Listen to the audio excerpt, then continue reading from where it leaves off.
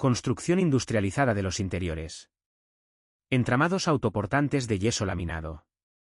Empezamos el estudio de los entramados autoportantes de yeso laminado. Este sistema es una solución de compartimentación interior no desmontable. Está formado por una estructura ligera de perfiles de chapa de acero galvanizada, sobre la que se fijan placas o paneles de yeso laminado mediante tornillos. Dicho de forma sencilla, el tabique no se construye con ladrillos ni con mortero. Se construye con una subestructura metálica y placas atornilladas. Por eso pertenece a los sistemas de construcción en seco. El procedimiento general es el siguiente. Primero se fijan unos perfiles metálicos horizontales en el suelo y en el techo. Estos perfiles se llaman canales. Después, entre esos canales, se encajan perfiles verticales. Estos perfiles se llaman montantes. Finalmente, a los montantes se atornillan las placas de yeso laminado. El resultado es un tabique ligero, rápido de ejecutar, limpio y adaptable a diferentes prestaciones. Aunque en teoría este tipo de tabique podría alcanzar longitudes y alturas muy grandes, en la práctica existen límites.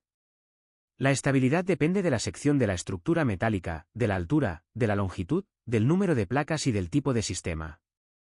Por eso, cada cierta distancia deben disponerse elementos rigidizadores. El documento indica distancias orientativas entre 5 y 8 metros. También hay alturas máximas recomendadas. Por ejemplo, con una estructura de 48 milímetros, puede considerarse una altura aproximada de 2,80 metros. Esto significa que no basta con montar perfiles y placas sin criterio. El sistema debe dimensionarse. Una ventaja importante de estos tabiques es su comportamiento acústico. Funcionan de forma aceptable porque se comportan como un sistema de doble hoja. Es decir, hay una placa o varias placas en una cara, una cámara interior, y otra placa o varias placas en la otra cara. Este funcionamiento mejora el aislamiento acústico respecto a una sola hoja ligera. Si se quiere mejorar el aislamiento acústico, se puede actuar de varias maneras. Una posibilidad es aumentar el número de placas en cada cara. Al añadir placas aumenta la masa del tabique, y esa masa ayuda a reducir la transmisión del sonido. Otra posibilidad es incorporar materiales absorbentes dentro de la cámara, como lana mineral. Este material ayuda a disipar parte de la energía sonora. También se puede independizar la estructura auxiliar de cada cara del tabique. Es decir, en lugar de compartir una misma estructura metálica, se pueden usar estructuras separadas. Esto reduce la transmisión directa de vibraciones entre una cara y la otra. Sin embargo, hay que tener cuidado. Las buenas prestaciones acústicas pueden empeorar si la ejecución es deficiente. Las juntas, encuentros, uniones, huecos, cajas eléctricas y pasos de instalaciones deben estar bien resueltos. Una pequeña abertura puede reducir mucho el aislamiento acústico real. Por eso, en yeso laminado, el diseño del sistema importa, pero la calidad de ejecución es decisiva. El sistema es muy versátil. Modificando la estructura interior, el número de placas y el material de la cámara, se pueden obtener mejoras acústicas, térmicas, de resistencia al fuego y de altura máxima. Por tanto, no existe un único tabique de yeso laminado. Existen muchos sistemas posibles, con distintas composiciones y prestaciones. Pasamos ahora a los componentes. Los materiales principales de un tabique de yeso laminado son los tableros o placas de yeso laminado, los perfiles metálicos de la estructura, la tornillería, las bandas acústicas, las pastas y las cintas. Cada componente tiene una función concreta. Las placas forman las caras del tabique. Los perfiles metálicos constituyen la estructura interna. Los tornillos fijan las placas a los perfiles. Las bandas acústicas ayudan a desacoplar el tabique de los elementos de obra. Las pastas y cintas permiten tratar las juntas para conseguir una superficie continua. Empezamos por los tableros de yeso laminado. La base del tablero es el yeso.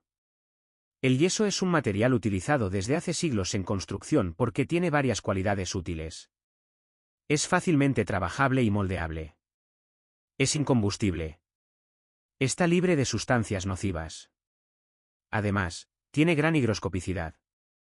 La higroscopicidad es la capacidad de absorber o ceder humedad según las condiciones del ambiente. En el caso del yeso, esto le permite ayudar a regular la humedad ambiental. Cuando el ambiente está muy húmedo, puede absorber parte de esa humedad. Cuando el ambiente está seco, puede devolver parte de ella. Por eso se dice que contribuye al equilibrio hidrotérmico del ambiente interior. El tablero de yeso laminado es un producto rectangular, plano y rígido. Se fabrica mediante la laminación continua de una masa de yeso aireado y semihidratado. A esa masa se adhiere un cartón especial tipo craft, de color gris o crema claro. Ese cartón reviste las dos caras y también los bordes longitudinales. La placa no es simplemente una plancha de yeso. Es una placa compuesta por un núcleo de yeso y una envolvente de cartón que le aporta continuidad, resistencia superficial y estabilidad. Las placas pueden tener distintos tipos de bordes longitudinales. El tipo de borde depende del destino de la placa y del acabado final que se quiera obtener. Hay bordes cuadrados, bordes cortados, bordes afinados, bordes biselados, bordes redondeados, bordes semirredondeados y combinaciones de ellos. El borde cuadrado se utiliza cuando no es necesario ocultar la junta con un tratamiento fino. Por ejemplo, si después el tablero va a recibir otro panel, o si va a recibir un alicatado. El borde afinado o biselado está pensado para ocultar la junta mediante cinta y pasta. En estos casos, el rebaje permite alojar la cinta y el material de junta sin generar un resalte visible. El objetivo es conseguir una superficie continua lista para pintar. También existen bordes resueltos en cuarto de círculo o redondeados, pensados para ocultar juntas sin necesidad de cinta en algunos sistemas concretos. La elección del borde es importante porque afecta al acabado final. Un mal tipo de borde o un mal tratamiento de junta puede producir fisuras, marcas visibles o discontinuidades. Ahora pasamos a los tipos de placas. La placa de yeso laminado tipo A es la placa base. Es la placa estándar, sobre una de cuyas caras puede aplicarse una terminación decorativa. La placa tipo H es una placa con capacidad de absorción de agua reducida. Lleva aditivos para reducir la absorción de agua. Se utiliza en aplicaciones donde se requieren mejores prestaciones frente a humedad. Estas placas se identifican como H1, H2 y H3 según su absorción total de agua. La placa H1 tiene una absorción igual o inferior al 5%. La placa H2 tiene una absorción igual o inferior al 10%.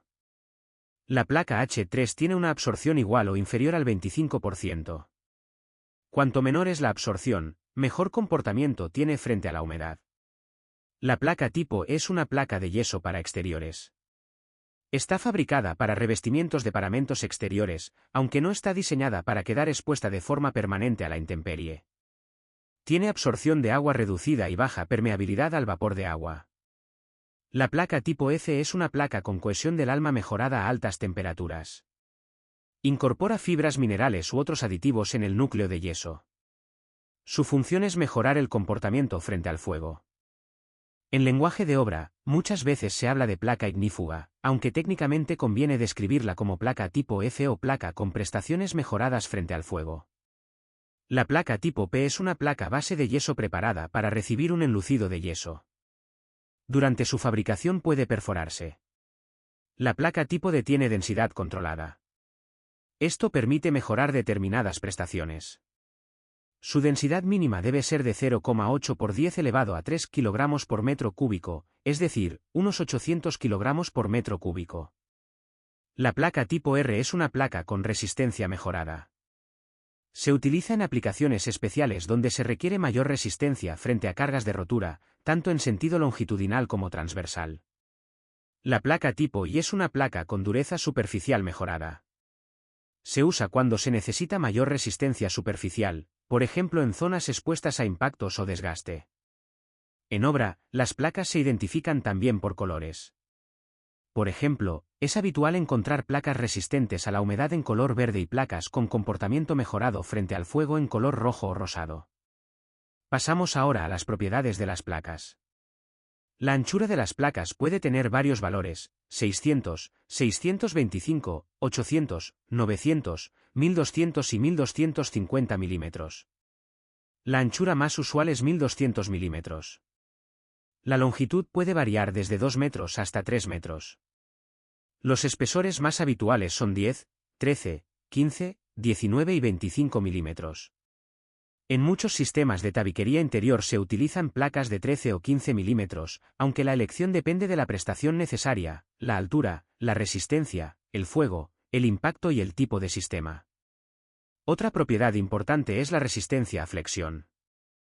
La resistencia a flexión indica la capacidad de la placa para soportar esfuerzos que tienden a doblarla. Esta resistencia depende del tipo de placa y del espesor. Las placas tipo R, por ejemplo, tienen una resistencia superior a las placas estándar porque están pensadas para aplicaciones donde se exige mayor capacidad mecánica. También se estudia la resistencia al choque duro. En las placas con dureza reforzada, tipo, la huella producida por un impacto de 2,5 julios no debe superar 15 milímetros según el método de ensayo indicado en la norma. La conductividad térmica de la placa es aproximadamente 0,25 vatios por metro Kelvin. La placa también tiene comportamiento higroscópico. Puede absorber humedad cuando el ambiente está excesivamente húmedo y expulsarla cuando el ambiente está seco. Las placas pueden curvarse. Según su espesor y tipo, tienen un radio de curvatura natural entre 600 y 1500 milímetros. Para radios menores deben seguirse las indicaciones del fabricante. La estabilidad dimensional de la placa es buena frente a temperaturas ambientales. Es decir, no sufre grandes deformaciones por cambios normales de temperatura o humedad. La permeabilidad al aire y el factor de resistencia al vapor de agua también se consideran en sus propiedades. En cuanto al fuego, las placas de yeso laminado se clasifican como A2S1 de 0. Esto significa que tienen reacción al fuego muy limitada, baja producción de humos y no producen gotas inflamadas según esa clasificación. Ahora pasamos a los transformados de placas de yeso laminado. Un transformado es una placa base a la que se le incorpora otro material o se le aplica un proceso adicional para darle una prestación específica. Por ejemplo, la placa BV es una placa de yeso laminado a la que se incorpora en el dorso una lámina especial que actúa como barrera de vapor. La barrera de vapor se utiliza para controlar el paso del vapor de agua. Puede ser necesaria en determinadas soluciones térmicas para evitar condensaciones internas. La placa RX es una placa a la que se incorpora una lámina de plomo por el dorso. Se utiliza para protecciones radiológicas, por ejemplo en salas médicas donde hay radiación. La placa perforada es una placa con perforaciones o ranuras. Se utiliza para acondicionamiento acústico de locales. En este caso, el objetivo no es tanto aislar acústicamente de un recinto a otro, sino mejorar la absorción del sonido dentro del propio espacio. También existen placas especiales para soleras secas, llamadas SS, que se utilizan como base de pavimentos. Las placas VTR son placas con una lámina decorativa incorporada en su cara, utilizadas en techos suspendidos registrables. Las placas PVP son placas con una lámina decorativa para unidades verticales o mamparas. Pueden presentarse en diferentes medidas, especialmente en anchura, por su uso en mamparas. También hay transformados con aislamiento térmico o acústico. La placa tipo EP se incorpora en su dorso una plancha de poliestireno expandido. Se usa para aislamiento térmico.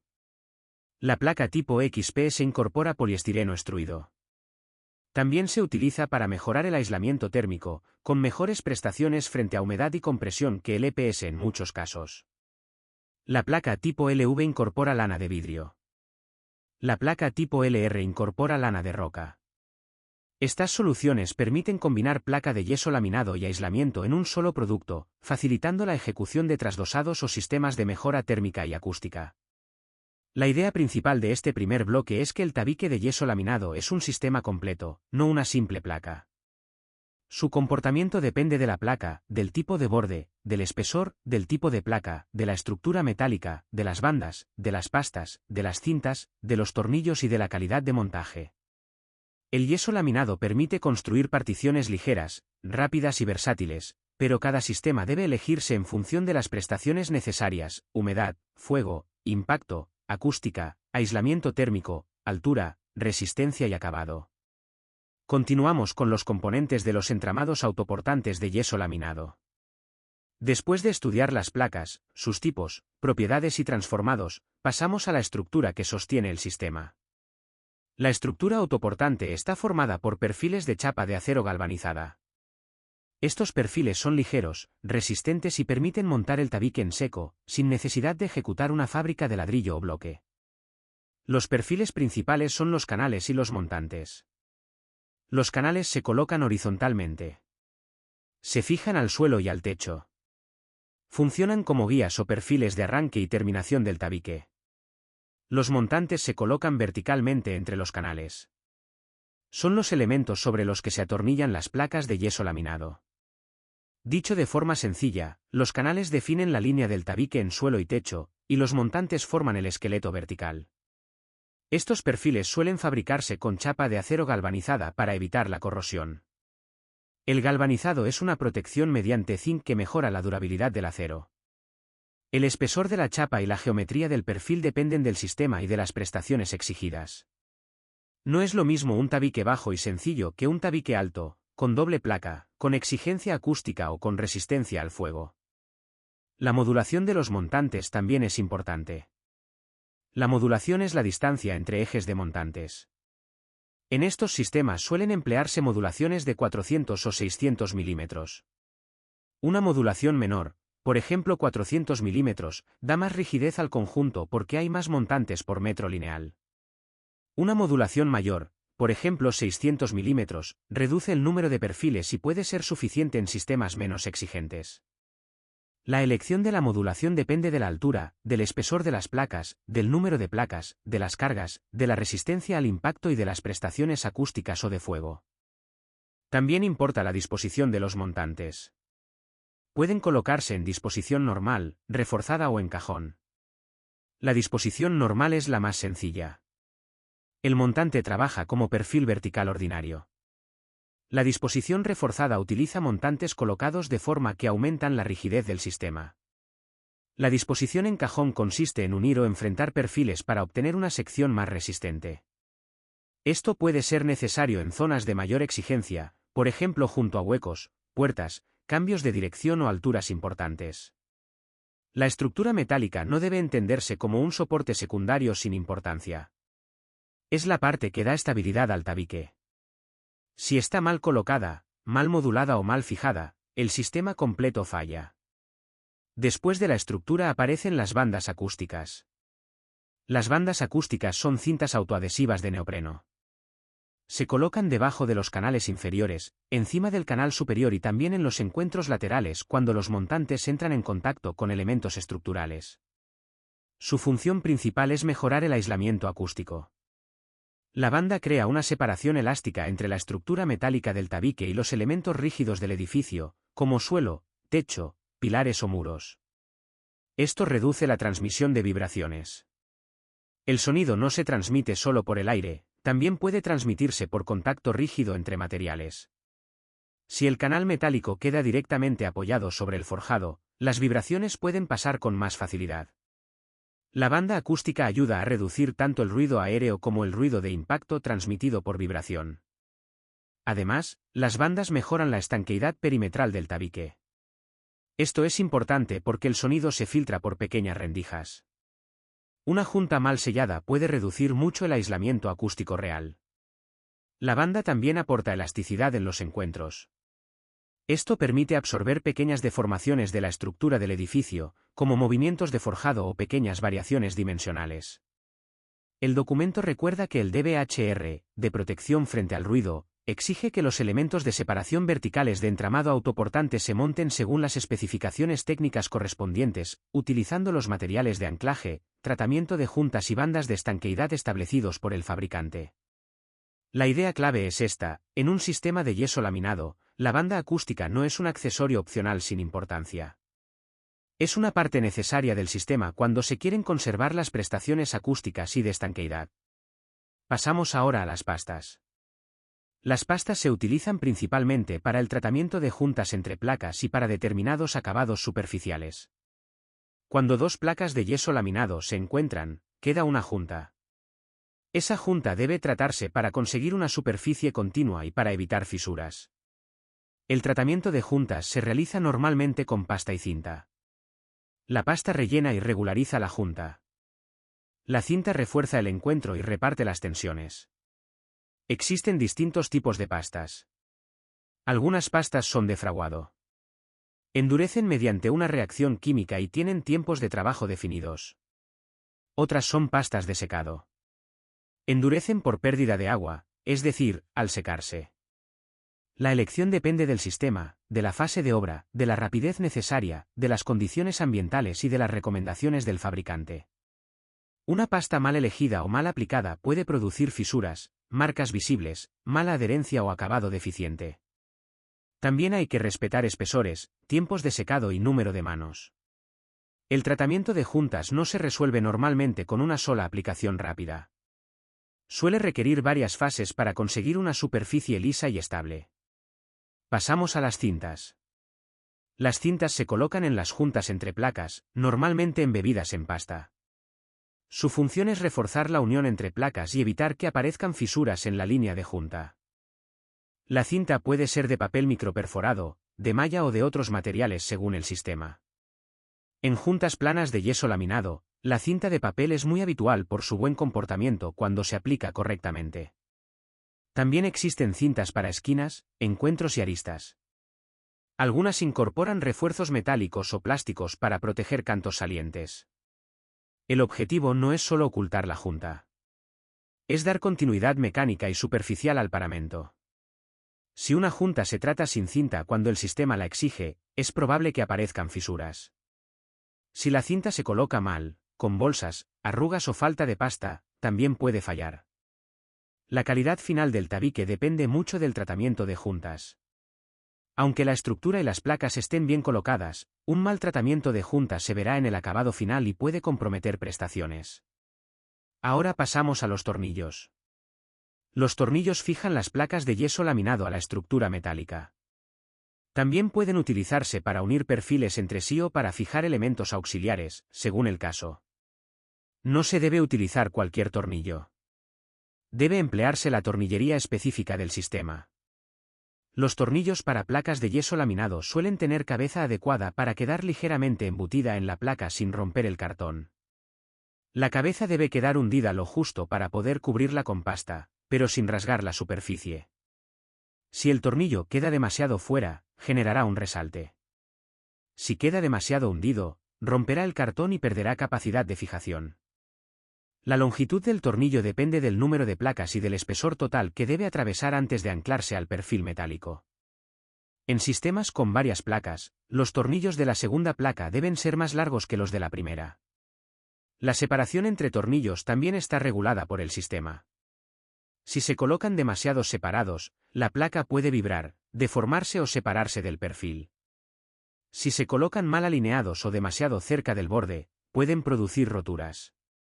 La idea general es que el tabique de yeso laminado funciona porque todos sus componentes trabajan juntos: placas, estructura, bandas, pastas, cintas y tornillos. Después de estudiar los componentes, pasamos a los sistemas constructivos. Los tabiques de yeso laminado se clasifican según su composición. El primer tipo es el tabique simple. Un tabique simple está compuesto por una estructura sencilla, es decir, una única estructura metálica. A cada lado de esa estructura se atornilla una sola placa de yeso laminado.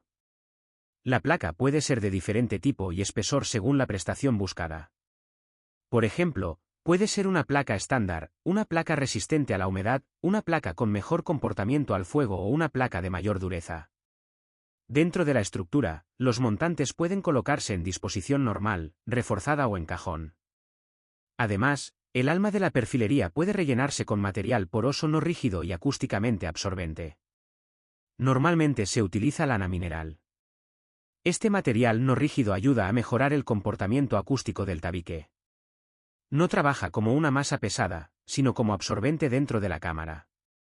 El tabique simple es la solución básica. Es ligera, rápida y útil para muchas divisiones interiores con exigencias moderadas. El segundo tipo es el tabique múltiple. El tabique múltiple también tiene una estructura sencilla, es decir, una única estructura metálica. La diferencia es que en cada lado se atornillan dos o más placas de yeso laminado. Al aumentar el número de placas, aumenta la masa, la rigidez, normalmente, las prestaciones frente al ruido, el fuego y los impactos. Un tabique múltiple puede utilizar diferentes tipos de placa en una misma cara. Por ejemplo, se puede combinar una placa estándar con una placa tipo F para mejorar el comportamiento frente al fuego, o con una placa tipo H en zonas húmedas. La colocación de varias placas también exige más cuidado en las juntas. Las juntas de las distintas capas no deben coincidir todas en la misma línea. Se deben contraponer para mejorar el comportamiento del sistema. El tercer tipo es el tabique doble. Un tabique doble está formado por dos estructuras metálicas dispuestas en paralelo. A los lados exteriores de esas estructuras se atornillan placas de yeso laminado. Estas dos estructuras pueden estar arriostradas entre sí mediante presillas, placas, elementos metálicos, elementos acústicos, bandas u otros dispositivos. La ventaja del tabique doble es que permite aumentar el espesor total del sistema y mejorar prestaciones. También permite separar parcialmente las dos caras del tabique, reduciendo la transmisión directa de vibraciones. Desde el punto de vista acústico, un tabique doble puede comportarse mejor que uno simple, porque las dos hojas quedan más desacopladas. Desde el punto de vista de instalaciones, también ofrece más espacio interior para alojar conductos, tubos o cajas. El cuarto tipo son los tabiques especiales. Los tabiques especiales están formados por dos estructuras en paralelo, arriostradas entre sí, y en sus caras exteriores se atornillan dos o más placas de yeso laminado. Además, en una de las estructuras, por la parte interior, pueden atornillarse otros elementos, placas de yeso laminado, placas de cemento, chapas de acero u otros materiales. Según esta posibilidad, los tabiques especiales pueden tener cámaras unidas o cámaras independientes. Cuando hay una placa intermedia, las cámaras pueden quedar separadas. Esto permite mejorar ciertas prestaciones, sobre todo acústicas o de seguridad. Si las dos hojas no pueden arriostrarse entre sí, para calcular su altura se comportan como trasdosados. Esto significa que cada hoja debe analizarse como una estructura independiente frente a estabilidad. De forma general, estos tabiques especiales pueden estar constituidos por dos hojas de trasdosados autoportantes, por una hoja de tabique asimétrico y una hoja de trasdosado autoportante, o por una hoja de tabique y una hoja de trasdosado autoportante. La idea principal es que los sistemas especiales se utilizan cuando las soluciones simples no son suficientes, mayores prestaciones acústicas, fuego, altura, instalaciones, seguridad o necesidades de diseño. Después aparece la denominación de los sistemas. La denominación es importante porque permite describir de forma precisa cómo está compuesto un tabique. No basta con decir tabique de pladur o tabique de yeso laminado. Hay que indicar el tipo de sistema, el espesor total, la modulación, el número y tipo de placas, el ancho de los perfiles y si incorpora aislamiento. La forma recomendada de denominación suele incluir varios datos. Primero, el tipo de tabique, simple, múltiple, doble o especial. Después, el espesor total del sistema. Luego, la modulación de la estructura, normalmente 400 o 600 milímetros. A continuación, la composición de placas y perfiles. Y finalmente, si lleva aislamiento, se indica el tipo y espesor del material aislante, por ejemplo lana mineral. Esta denominación permite que el sistema quede claramente definido en proyecto y en obra. Por ejemplo, un tabique formado por dos placas de yeso laminado por cada cara, sobre una estructura metálica de 48 milímetros, con montantes cada 600 milímetros y lana mineral en la cámara, debe describirse de forma completa. Si no se especifica bien, pueden aparecer errores de ejecución, colocar una sola placa en vez de dos, usar perfiles de menor anchura, cambiar la modulación o eliminar la lana mineral. Por tanto, la denominación no es un formalismo. Es una herramienta para asegurar que el sistema proyectado coincide con el sistema ejecutado. Con esto cerramos este bloque. Hemos visto que el sistema de yeso laminado se compone de una estructura metálica, placas, bandas acústicas, pastas, cintas y tornillos. También hemos visto que existen tabiques simples, múltiples, dobles y especiales.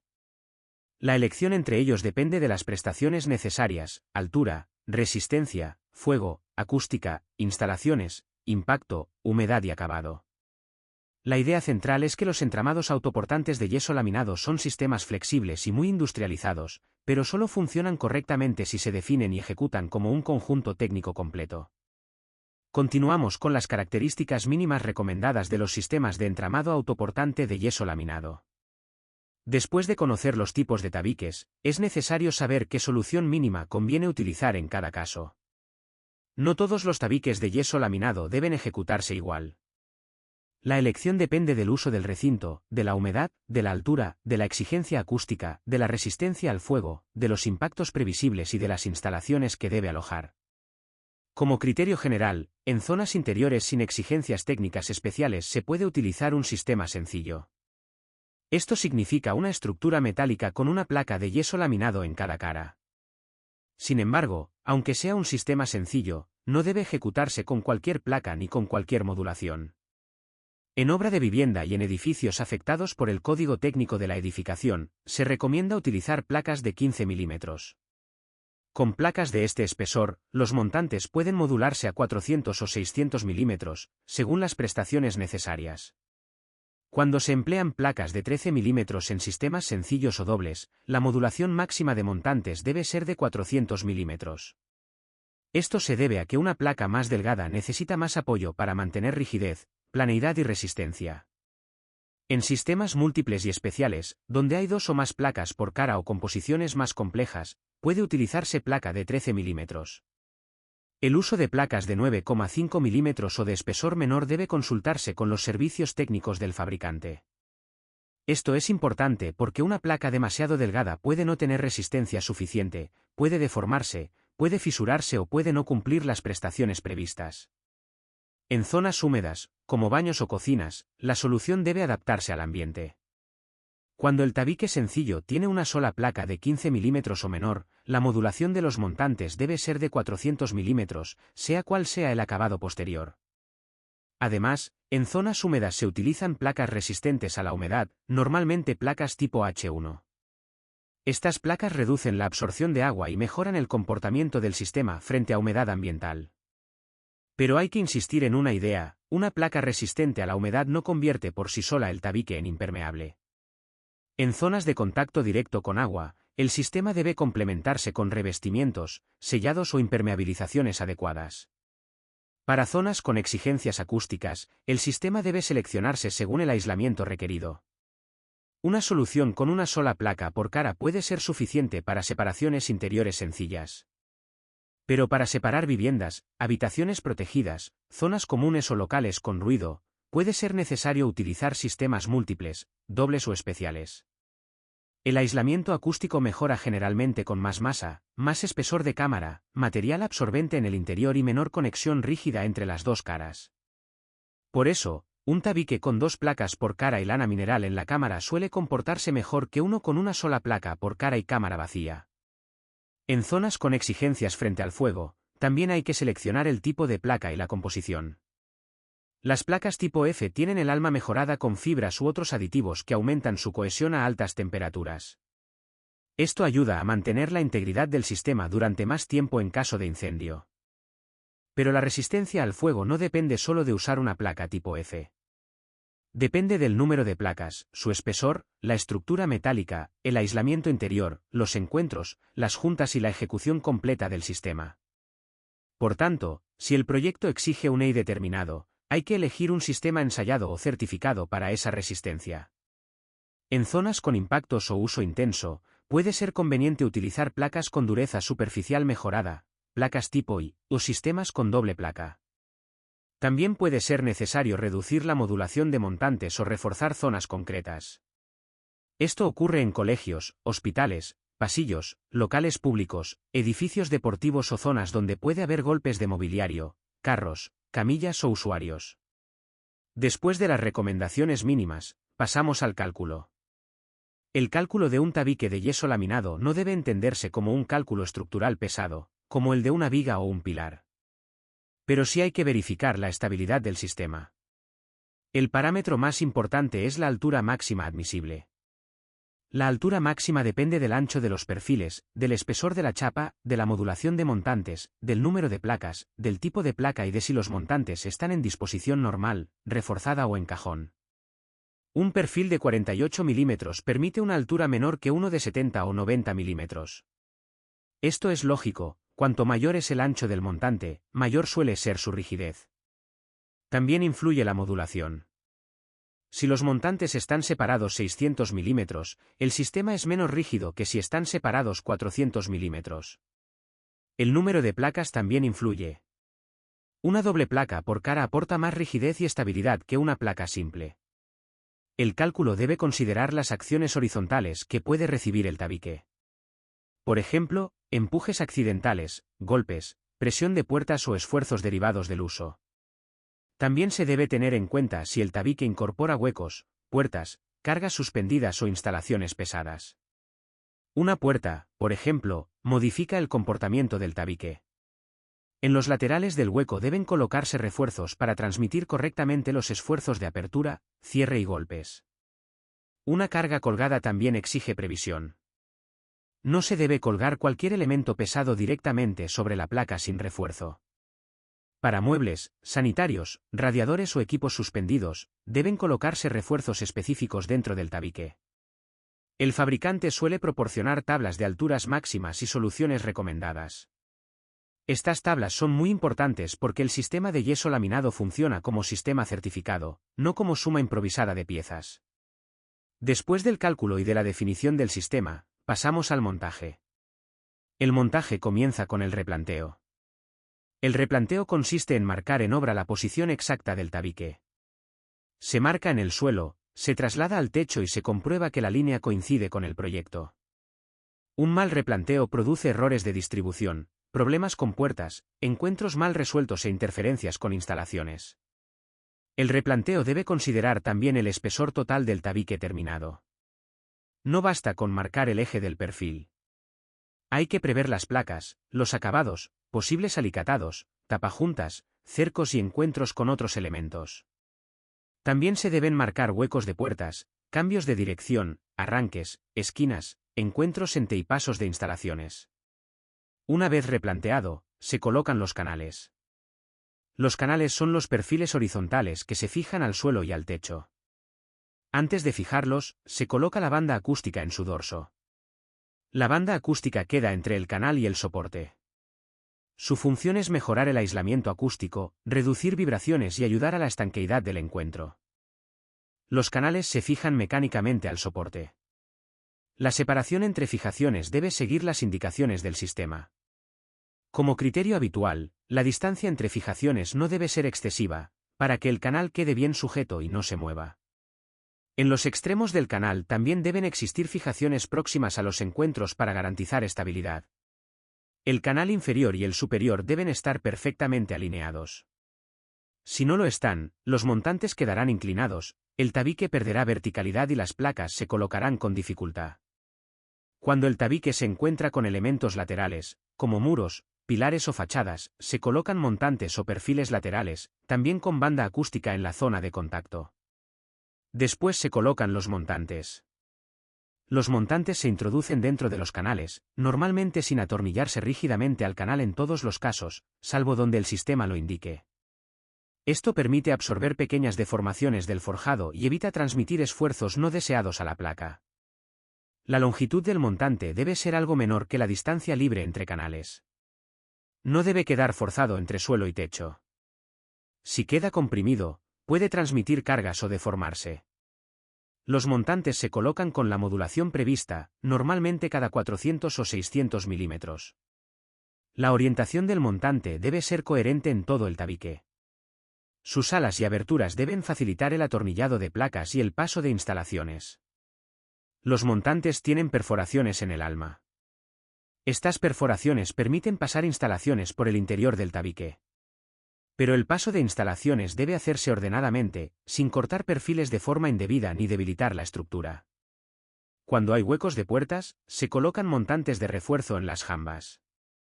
Una puerta no puede resolverse con los mismos montantes ordinarios que el resto del tabique si va a recibir esfuerzos importantes. Los laterales del hueco deben soportar el cerco, los golpes de cierre y el peso de la hoja. Por eso se refuerzan con montantes dobles, perfiles en cajón, perfiles específicos o elementos de madera o acero según el sistema. En el dintel de la puerta se coloca un canal o perfil horizontal que cierra la parte superior del hueco. Sobre ese dintel se continúan colocando montantes cortos según la modulación, para que las placas tengan apoyo. En huecos de ventana interiores o huecos técnicos ocurre algo similar. Se refuerzan jambas, dintel y antepecho para asegurar que las placas queden bien apoyadas y que el hueco sea estable. Una vez terminada la estructura, se empieza la colocación de placas. La secuencia normal es colocar primero las placas de una cara del tabique. Después se introducen las instalaciones interiores, electricidad, fontanería, telecomunicaciones, aislamiento, cajas, conductos o refuerzos. Antes de cerrar la segunda cara, esas instalaciones deben quedar probadas. Esto es muy importante. Si se cierra el tabique sin comprobar las instalaciones, cualquier fallo obligará a abrir placas y reparar. Una vez comprobadas las instalaciones, se cierra la segunda cara del tabique. En tabiques sencillos o dobles, las placas se colocan normalmente en posición vertical. Sus juntas longitudinales deben coincidir siempre con un montante. No pueden quedar juntas en el aire sin apoyo. En tabiques múltiples y especiales, las placas pueden colocarse en posición transversal o longitudinal respecto a los montantes, siempre siguiendo las reglas del sistema. Cuando hay varias capas de placas, las juntas de una capa no deben coincidir con las juntas de la capa siguiente. Se deben contrapear. Esto mejora la resistencia, reduce fisuras y aumenta las prestaciones acústicas y de fuego. La placa debe quedar separada del suelo unos milímetros para evitar absorción de humedad y permitir pequeños movimientos. Esta separación se resuelve con calzos durante la instalación y después puede sellarse según el sistema. El atornillado debe hacerse siguiendo una secuencia ordenada. Los tornillos deben colocarse con la separación indicada por el fabricante. Deben quedar ligeramente embutidos, sin romper el cartón. Si se rompe el cartón, el tornillo pierde eficacia. Si queda sobresaliendo, aparecerá en el acabado. También hay que respetar la distancia de los tornillos al borde de la placa. Si se colocan demasiado cerca, pueden romper el borde. Si se colocan demasiado lejos, la placa puede no quedar bien fijada. La idea principal de este bloque es que el montaje de un tabique de yeso laminado es un proceso sistemático. Primero se define el sistema según prestaciones. Después se calcula o verifica su altura y composición. Luego se replantea. Después se colocan canales con banda acústica. A continuación se colocan montantes, refuerzos y huecos. Luego se placa una cara, se instalan y prueban las instalaciones, se coloca aislamiento si procede y se cierra la otra cara. Finalmente, se tratan las juntas y se prepara el acabado. Este orden es esencial para que el sistema funcione como fue diseñado. Continuamos con la colocación de las placas en los entramados autoportantes de yeso laminado. Las placas deben colocarse con una separación respecto al suelo terminado de entre 10 y 15 milímetros. En cambio, en la parte superior deben quedar a tope contra el techo. La separación inferior tiene una función clara: proteger la placa frente a posibles humedades por absorción capilar. La absorción capilar es el fenómeno por el cual un material puede absorber agua desde su base y hacerla subir por su interior. Si una placa de yeso laminado toca directamente el suelo, y ese suelo tiene humedad, la placa puede absorberla. Por eso se deja una pequeña separación. Esta junta inferior puede resolverse después según el acabado final, pero durante el montaje es importante que la placa no apoye directamente sobre el suelo. También hay una regla importante en el atornillado: no se deben atornillar las placas a los perfiles en la zona donde se produce el cruce de un montante con un canal. Esto se debe a que esa zona puede necesitar pequeños movimientos o puede concentrar tensiones. Si se atornilla indebidamente, se puede rigidizar el encuentro y favorecer fisuras o deformaciones. El trozo mínimo de placa que se permite colocar en paños continuos de tabiques no debe ser menor de 350 milímetros. Esto significa que no conviene cerrar un paño con una tira demasiado estrecha de placa. Una pieza demasiado pequeña es más débil, se fija peor, se fisura con más facilidad y genera juntas innecesarias. Las juntas entre placas contiguas deben quedar sobre el mismo montante. Una junta vertical entre placas no puede quedar en el aire. Siempre debe tener un perfil detrás que le dé apoyo. Pero hay otra condición importante: las juntas no deben coincidir en ambos lados del tabique. Si una junta de una cara coincide exactamente con una junta de la cara opuesta sobre el mismo montante, se debilita el sistema. También puede empeorar el aislamiento acústico y aumentar el riesgo de fisuras. Por eso, las juntas deben contrapearse. Contrapear significa desplazar las juntas para que no coincidan entre capas o entre caras opuestas. Este criterio es especialmente importante en tabiques múltiples. Cuando hay dos o más capas de placas, las juntas de la segunda capa no deben coincidir con las de la primera. Así se consigue más continuidad, más rigidez y mejor comportamiento frente al fuego y al ruido. En tabiques de una sola capa por cara, también es importante que las juntas de una cara no coincidan con las de la cara opuesta. La colocación de placas alrededor de huecos exige un cuidado especial. Los huecos aparecen cuando el tabique incorpora puertas, ventanas interiores, pasos, registros u otros elementos. En esas zonas el sistema se interrumpe y, por tanto, puede debilitarse. Por eso hay que reforzar jambas, dinteles y antepechos. La jamba es el lateral vertical del hueco. El dintel es la parte superior. El antepecho es la parte inferior del hueco cuando se trata, por ejemplo, de una ventana. En las zonas de dintel y antepecho, a cada lado de los montantes laterales, se colocan trozos de montantes de refuerzo. Estos se atornillan a los canales superiores o inferiores y también a los montantes laterales. La unión puede hacerse con tornillos metálicos o mediante punzonado, según el sistema. El objetivo es que el hueco quede rígido y que las placas tengan soporte suficiente. En el dintel y en el antepecho se colocan también los trozos de montantes correspondientes a la modulación. Estos perfiles permiten mantener la modulación general del tabique y dar apoyo a las placas. Normalmente no es necesario atornillar todos estos montantes intermedios, salvo en huecos de gran luz. En huecos grandes, el peso del sistema colocado sobre el dintel puede deteriorar el cerco o afectar al acabado final del hueco si no se refuerza correctamente. Alrededor de huecos existe una solución de colocación de placas llamada solución en bandera. La solución en bandera consiste en colocar la placa de forma que rodee el hueco, evitando que las juntas de placas coincidan justo con las esquinas del hueco. Esto es importante porque las esquinas de puertas y ventanas son puntos donde se concentran tensiones. Si una junta termina exactamente en la esquina de un hueco, es más probable que aparezca una fisura. Por eso se intenta que la placa entre en la zona del dintel o del antepecho y que la junta quede desplazada.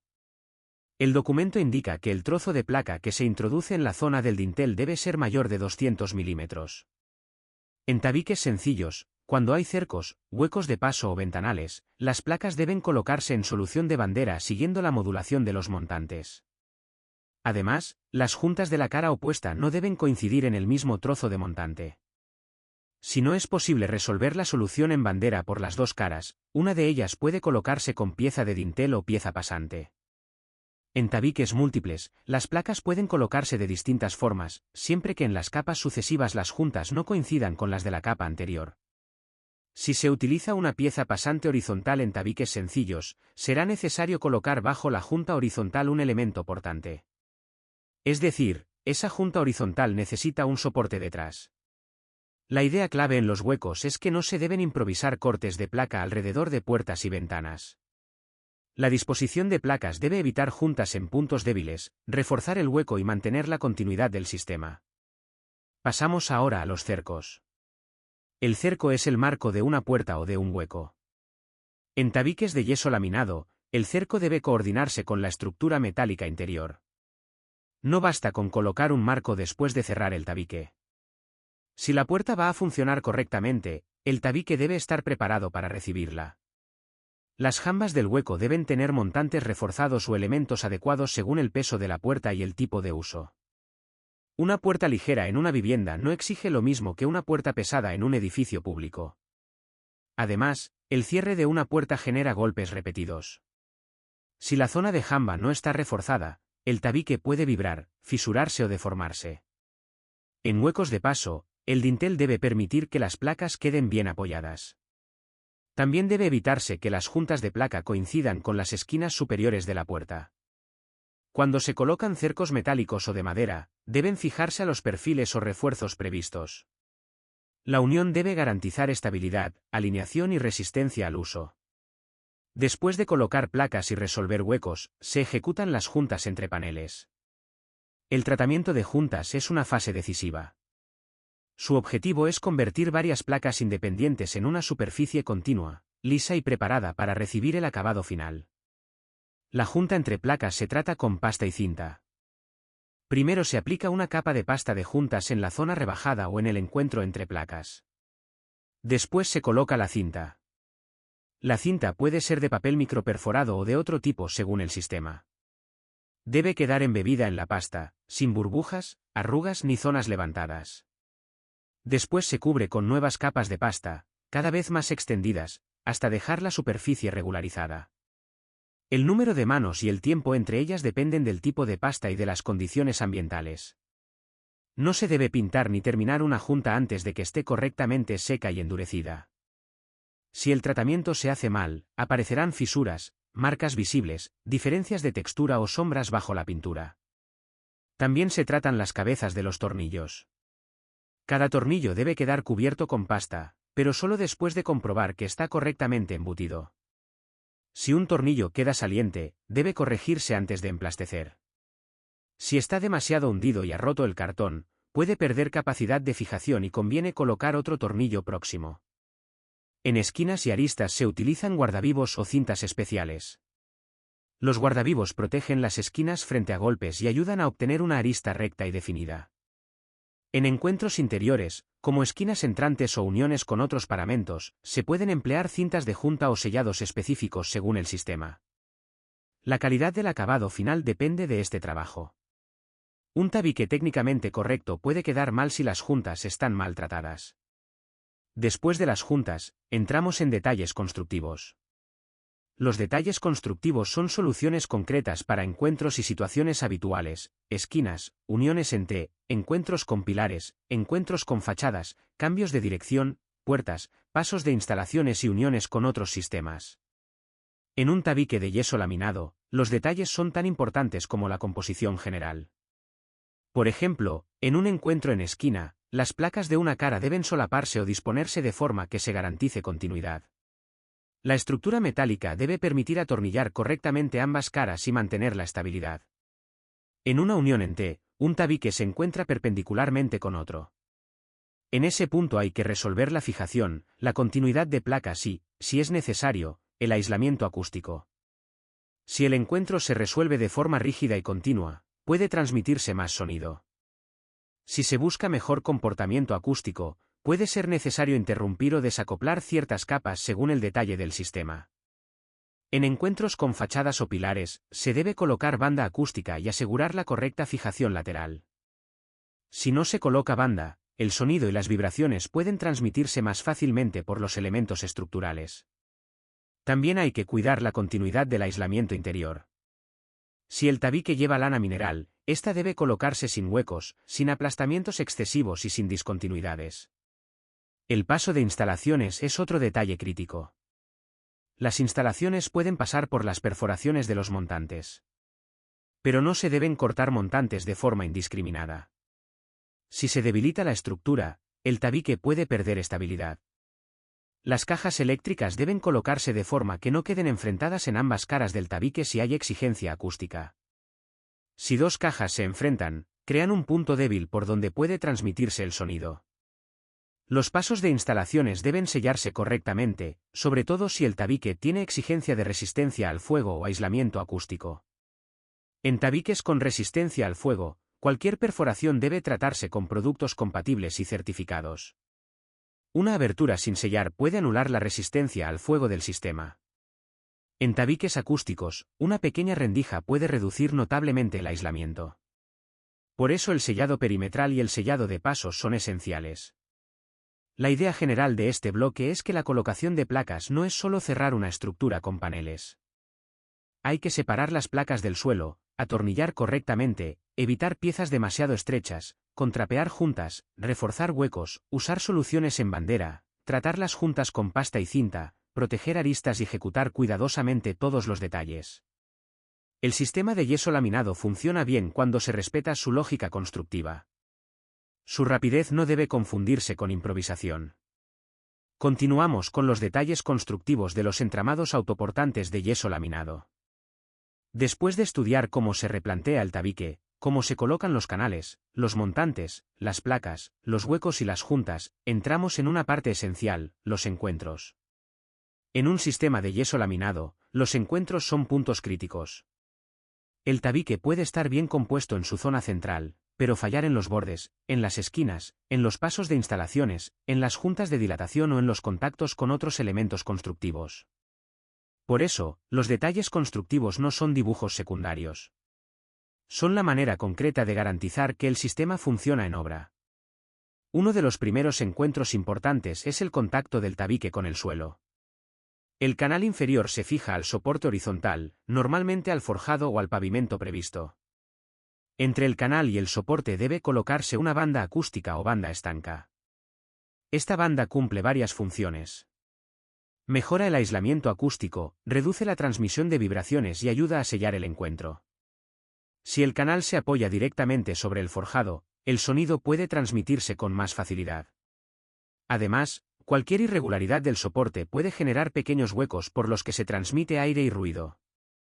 Por eso, el encuentro inferior debe ejecutarse de forma continua. No deben quedar interrupciones, cortes innecesarios o zonas sin banda. También hay que recordar que las placas no deben apoyar directamente en el suelo. Deben quedar separadas unos milímetros, normalmente entre 10 y 15 milímetros. Esta separación evita que absorban humedad desde el pavimento. Después, según el acabado, la junta inferior se puede sellar o quedar cubierta por el rodapié. Pero la placa no debe estar en contacto directo con una zona susceptible de humedad. Otro encuentro importante es el contacto con el techo. El canal superior se fija al forjado o elemento superior. Igual que en el suelo, debe incorporar banda acústica. En muchos casos, los montantes no deben quedar comprimidos rígidamente entre suelo y techo. Deben tener una pequeña holgura que permita absorber pequeñas deformaciones del forjado. Esto es importante porque los forjados pueden deformarse con el tiempo. Si el tabique queda demasiado rígido, puede recibir cargas que no le corresponden y aparecerán fisuras o deformaciones. En los tabiques de yeso laminado, el sistema debe seguir la lógica de construcción ligera. No debe convertirse en un elemento portante accidental. El encuentro superior también tiene importancia acústica y frente al fuego. Si queda una rendija sin sellar, el sonido puede pasar de un recinto a otro. Si el tabique tiene exigencia de resistencia al fuego, esa rendija puede permitir el paso de humo o gases calientes. Por tanto, el encuentro con el techo debe resolverse según la prestación exigida. En algunos casos bastará con banda y ajuste correcto. En otros será necesario un sellado específico, una pasta compatible o un sistema certificado. El encuentro lateral con muros, pilares o fachadas se resuelve de forma similar. Cuando el tabique llega a un paramento vertical, debe colocarse un perfil lateral, normalmente un montante o canal, fijado al soporte. Entre el perfil y el soporte se coloca banda acústica. Este detalle es muy importante cuando el tabique separa recintos con exigencias acústicas. Si el perfil metálico toca directamente el pilar o el muro, se crea un puente rígido de transmisión.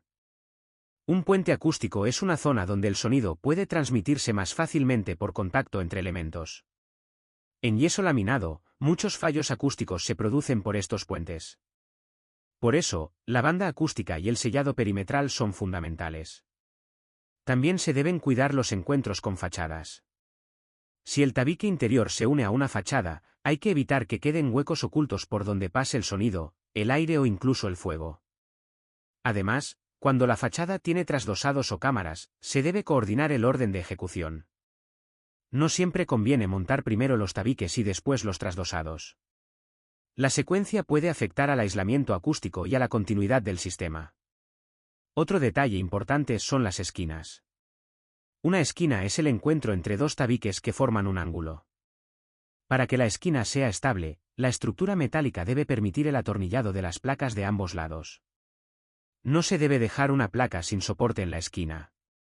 Cada borde de placa debe poder fijarse correctamente a un perfil. Además, si la esquina es saliente, debe protegerse con guardavivos o elementos de refuerzo. Las esquinas salientes son zonas muy expuestas a golpes, especialmente en pasillos, zonas comunes, colegios, hospitales o edificios públicos. El guardavivos ayuda a mantener la arista recta y evita deterioros por impacto. En las esquinas entrantes, el tratamiento de junta debe permitir continuidad superficial sin generar fisuras. Se pueden utilizar cintas de papel, cintas especiales o sellados según el caso. Otro encuentro frecuente es la unión en T. Una unión en T se produce cuando un tabique llega perpendicularmente a otro. Este punto debe resolverse con continuidad estructural, acústica y de acabado. Si el tabique que llega ente se fija directamente al otro, puede generarse un punto rígido que transmita vibraciones. En separaciones acústicas importantes, el detalle debe estudiarse para evitar puentes. En algunos casos, puede ser necesario interrumpir una de las hojas, duplicar perfiles, sellar el encuentro o disponer bandas acústicas específicas. La idea es que la unión ente debe ser estable, pero no debe destruir las prestaciones del sistema. Pasamos ahora a los encuentros con pilares. Un pilar puede quedar dentro de un tabique, junto a él o interrumpiendo su continuidad. En todos los casos hay que resolver el contacto con cuidado. Si el tabique se adosa a un pilar, debe colocarse banda acústica entre la estructura metálica y el pilar. Si el pilar queda forrado con placas, hay que prever la subestructura necesaria para que las placas queden correctamente atornilladas. Además, no se deben dejar huecos ocultos detrás de los forrados que puedan convertirse en cámaras de transmisión acústica o puntos de acumulación de suciedad. En edificios con exigencia de resistencia al fuego, el forrado de pilares puede tener además una función de protección frente al incendio. En ese caso no basta con colocar placas, debe utilizarse un sistema con la clasificación necesaria. Otro detalle importante son los pasos de instalaciones. Una ventaja de los tabiques de yeso laminado es que permiten alojar instalaciones en su cámara interior. Esto facilita el paso de electricidad, telecomunicaciones, fontanería o pequeños conductos. Pero esta ventaja también puede convertirse en un problema si las instalaciones se ejecutan mal. Los montantes suelen tener perforaciones en el alma para permitir el paso de tubos y cables. Las instalaciones deben pasar por esas perforaciones siempre que sea posible. No se deben cortar montantes sin criterio. Si se corta un perfil, se reduce la rigidez del tabique y pueden aparecer deformaciones. Las cajas eléctricas también deben colocarse con cuidado. En tabiques con exigencia acústica, no conviene colocar cajas enfrentadas en ambas caras del tabique. Si se colocan una frente a otra, se crea un punto débil. El sonido puede pasar con más facilidad por esa zona.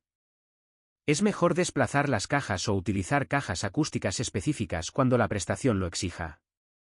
En tabiques con exigencia de resistencia al fuego, los pasos de instalaciones deben sellarse con productos adecuados. Un agujero sin sellar puede anular la resistencia al fuego de toda la partición. Esto es una idea fundamental, una pared resistente al fuego no funciona si está llena de perforaciones sin tratamiento. También hay que cuidar las instalaciones de fontanería.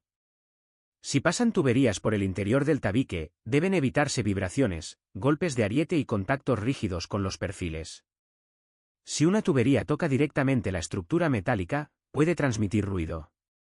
Además, en zonas húmedas se deben usar placas adecuadas y reforzar las zonas donde puedan colocarse aparatos sanitarios o accesorios.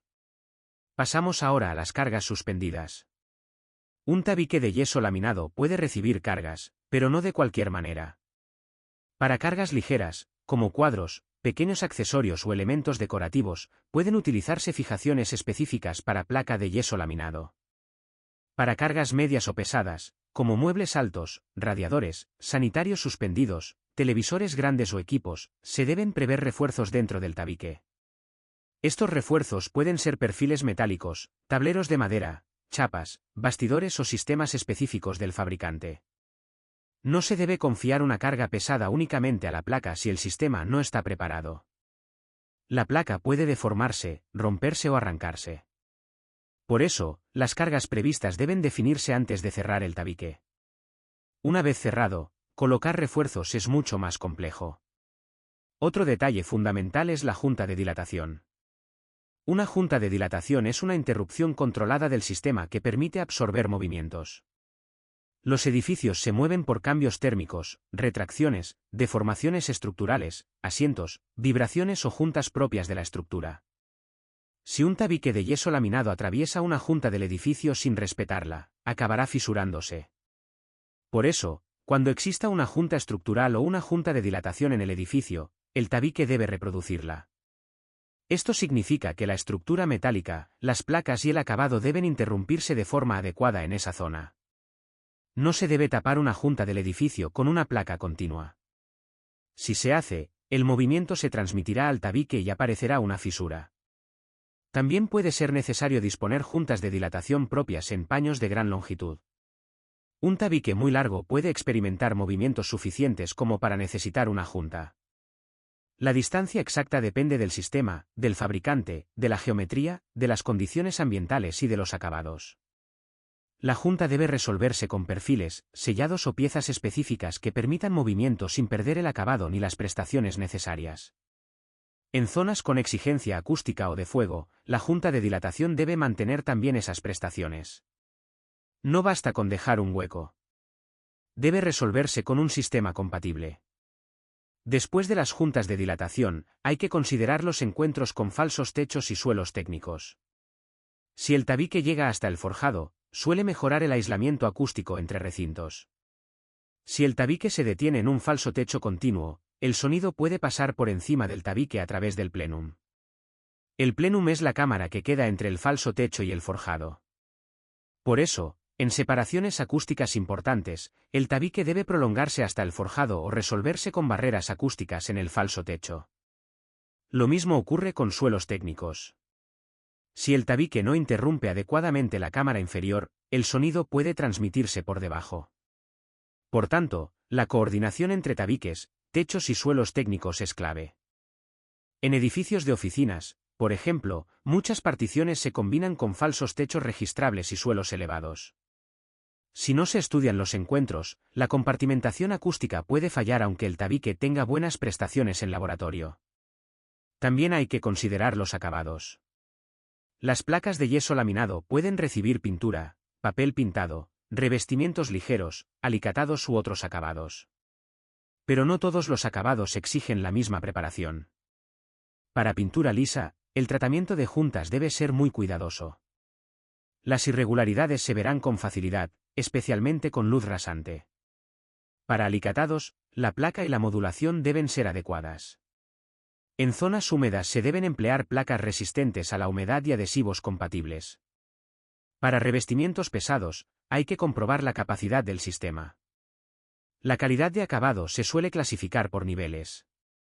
Aunque el documento no desarrolle todos los niveles en detalle, la idea práctica es clara: cuanto más exigente sea el acabado, mayor cuidado requiere la superficie previa. El último punto de este bloque es el inicio de los defectos de ejecución. Los defectos de ejecución son fallos que aparecen cuando el sistema no se monta según las reglas técnicas. En yeso laminado, los defectos más habituales no suelen deberse al material, sino a una mala ejecución. Por ejemplo, canales sin banda acústica. Montantes mal modulados. Placas apoyadas directamente sobre el suelo. Juntas enfrentadas entre ambas caras. Tornillos mal colocados. Huecos sin refuerzo. Cajas eléctricas enfrentadas. Pasos de instalaciones sin sellar. Juntas de dilatación no respetadas. Encuentros superiores mal resueltos. O tratamiento de juntas deficiente. Estos errores pueden producir fisuras, pérdida de aislamiento acústico, pérdida de resistencia al fuego, deformaciones, vibraciones, entrada de aire, deterioro por humedad o mal acabado. La idea clave es que el sistema de yeso laminado es rápido, pero no admite improvisación. Su rapidez se basa en repetir una técnica correctamente, no en saltarse pasos. Con esto cerramos este bloque de detalles constructivos. Los tabiques de yeso laminado funcionan como sistema cuando todos los encuentros se resuelven correctamente: suelo, techo, laterales, esquinas, uniones en T, pilares, huecos, instalaciones, cargas, juntas de dilatación, falsos techos y suelos técnicos. Un buen detalle evita una patología futura. Continuamos con los defectos de ejecución en los entramados autoportantes de yeso laminado. Esta parte final del tema se centra sobre todo en los errores que afectan al aislamiento acústico. El documento toma como referencia la guía de aplicación del DBHR, que es el documento básico de protección frente al ruido. En los tabiques de yeso laminado, muchos problemas no aparecen porque el sistema sea malo, sino porque se ejecuta de forma incorrecta. Un tabique puede tener buenas prestaciones en laboratorio, pero si en obra se colocan mal las bandas, se dejan rendijas, se enfrentan cajas eléctricas o se interrumpe el aislamiento, el resultado acústico real será mucho peor. Por eso, cuando hablamos de defectos de ejecución, hablamos de fallos que reducen las prestaciones previstas. Empezamos por los tabiques para separación de unidades de uso. Una unidad de uso puede ser por ejemplo, una vivienda dentro de un edificio residencial.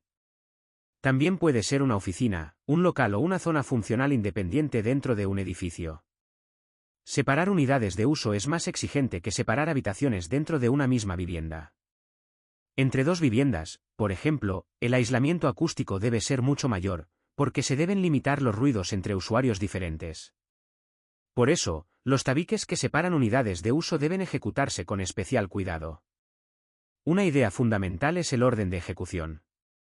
Para evitar puentes acústicos, la secuencia de construcción debe estar bien organizada. En general, primero deben ejecutarse los elementos de separación entre unidades de uso. Después se ejecutan los trasdosados. Luego se colocan los tabiques interiores. Finalmente se montan los techos de yeso laminado. Este orden tiene sentido porque los elementos que separan unidades deben tener continuidad. Si se colocan primero tabiques secundarios o techos y después se intenta cerrar la separación principal, pueden quedar pasos ocultos por donde se transmite el sonido. Un puente acústico es una zona por la que el sonido se transmite con más facilidad. Puede ser una unión rígida, una rendija, una cámara continua, una instalación mal sellada o un falso techo que conecta dos recintos.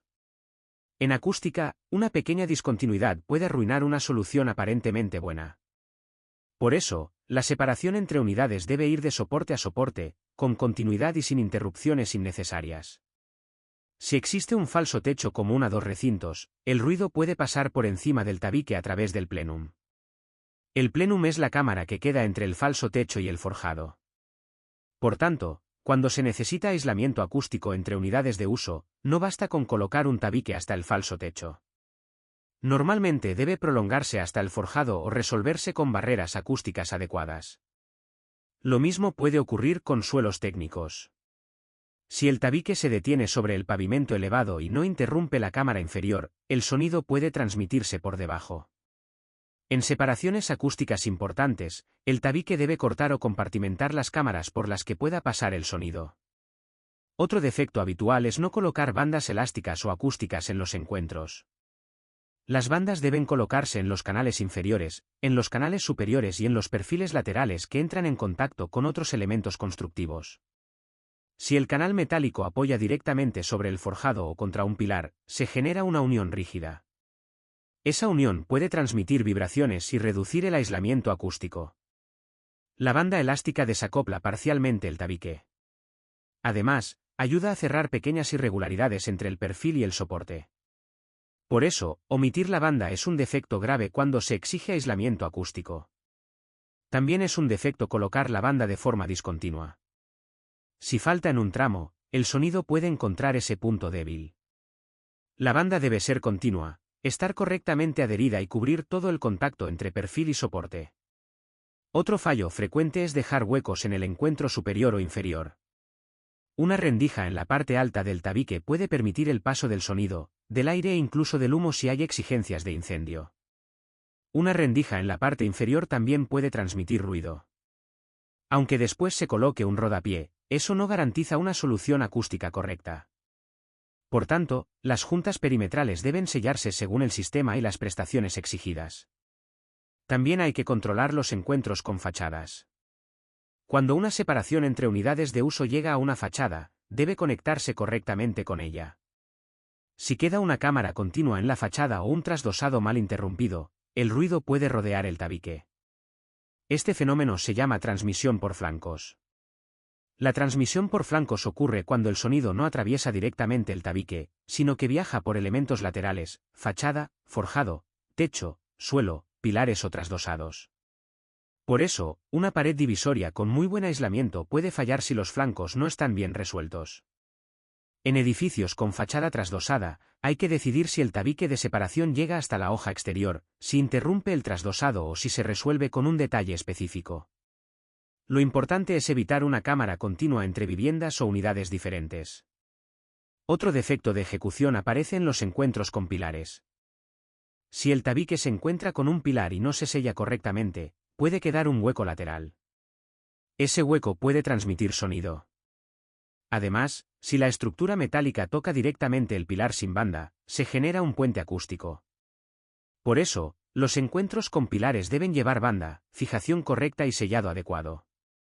Los encuentros con otros tabiques también son importantes. Cuando un tabique interior se une a una separación acústica principal, no debe interrumpir ni debilitar esa separación. Si se ejecuta primero un tabique secundario y después se coloca la separación principal contra él, puede quedar una discontinuidad acústica. Por eso se recomienda ejecutar primero las separaciones entre unidades de uso. Después, los tabiques secundarios se entregan contra esa separación. También hay que evitar que las placas de una separación importante queden cortadas por encuentros mal planificados. La continuidad de las placas, la estructura y el aislamiento debe respetarse. Otro punto crítico son las instalaciones. Las instalaciones son una de las causas más frecuentes de pérdida de aislamiento acústico. Por ejemplo, si se colocan cajas eléctricas enfrentadas en ambas caras de un tabique, se crea una zona débil. El sonido tiene menos material que atravesar y puede pasar con más facilidad. Por eso se recomienda no enfrentar cajas eléctricas en ambas caras del tabique, especialmente en separaciones entre unidades de uso. Si es necesario colocar cajas, deben separarse, desplazarse o utilizar soluciones acústicas específicas. También hay que sellar los huecos alrededor de cajas, tubos y conductos. Una perforación sin sellar funciona como una fuga acústica. En tabiques con exigencia de resistencia al fuego, además, esas perforaciones pueden comprometer la compartimentación contra incendios. Por tanto, los pasos de instalaciones deben tratarse con productos compatibles con la exigencia acústica, y si procede, con la exigencia de fuego. Las instalaciones de fontanería también pueden generar problemas. Una tubería que toca directamente un montante metálico puede transmitir vibraciones. También pueden aparecer ruidos por golpes de ariete, flujo de agua o dilataciones. Para evitarlo, las tuberías deben quedar sujetas con elementos adecuados, cuando sea necesario, desacopladas de la estructura del tabique. Además, no se deben debilitar los montantes cortándolos de forma indebida para pasar instalaciones. Los perfiles tienen perforaciones previstas para ese fin. Si se cortan fuera de control, se reduce la rigidez del tabique. Otro defecto es colocar mal el material absorbente dentro de la cámara. La lana mineral o material absorbente debe cubrir la cámara de forma continua. No debe quedar interrumpida, caída, comprimida en exceso o con huecos. Si se deja media cámara vacía, el comportamiento acústico puede empeorar. Tampoco debe aplastarse demasiado la lana mineral. Si se comprime en exceso, puede perder parte de su eficacia como material absorbente. La colocación debe ser continua, ajustada entre montantes y sin discontinuidades. También es un defecto cerrar el tabique sin comprobar previamente las instalaciones y el aislamiento. Una vez cerrada la segunda cara, corregir errores implica abrir placas, generar residuos y rehacer el trabajo. Por eso, antes de cerrar, deben revisarse instalaciones, refuerzos, aislamiento y pasos. Otro fallo posible es no contrapear las juntas de placas. En sistemas con varias placas por cara, las juntas de una capa no deben coincidir con las juntas de la capa siguiente. Si coinciden, se crea una línea débil. También hay que evitar que las juntas de una cara coincidan con las de la cara opuesta. Contrapear juntas mejora la resistencia, el aislamiento acústico y el comportamiento frente al fuego. Otro defecto es atornillar de forma incorrecta. Si los tornillos están demasiado separados, la placa no queda bien fijada. Si están demasiado cerca del borde, pueden romper el cartón. Si se hunden demasiado, pierden capacidad de sujeción. Si quedan salientes, dificultan el acabado. El tornillo debe quedar ligeramente embutido, sin romper el cartón. También debe respetarse la distancia entre tornillos y el tipo de tornillo según el número de placas. Otro defecto aparece en los huecos de puertas. Las puertas son puntos débiles de cualquier separación. Una pared puede tener buen aislamiento, pero una puerta ligera o mal sellada reduce mucho el aislamiento del conjunto. En tabiques de yeso laminado, los huecos de puerta deben reforzarse correctamente. Las jambas deben soportar el peso del cerco, la hoja y los golpes de cierre. Además, si la puerta forma parte de una separación acústica o de fuego, debe tener prestaciones compatibles. No sirve colocar una pared de altas prestaciones y una puerta sin clasificación adecuada. El sellado perimetral de la puerta también es importante. La holgura inferior, los encuentros laterales y la junta superior pueden transmitir mucho sonido. Por eso, En separaciones exigentes, la puerta debe formar parte del sistema acústico completo. Después de los tabiques para separación de unidades de uso, el documento trata los tabiques interiores dentro de una misma unidad de uso. Aquí las exigencias suelen ser menores. Por ejemplo, dentro de una misma vivienda no se requiere el mismo nivel acústico que entre viviendas distintas. Aún así, la ejecución debe ser correcta. Los tabiques interiores de una misma unidad de uso también deben llevar estructura bien modulada, placas correctamente atornilladas, juntas tratadas, huecos reforzados y encuentros bien resueltos. Un defecto habitual es pensar que, por estar dentro de una misma vivienda, se puede ejecutar sin rigor.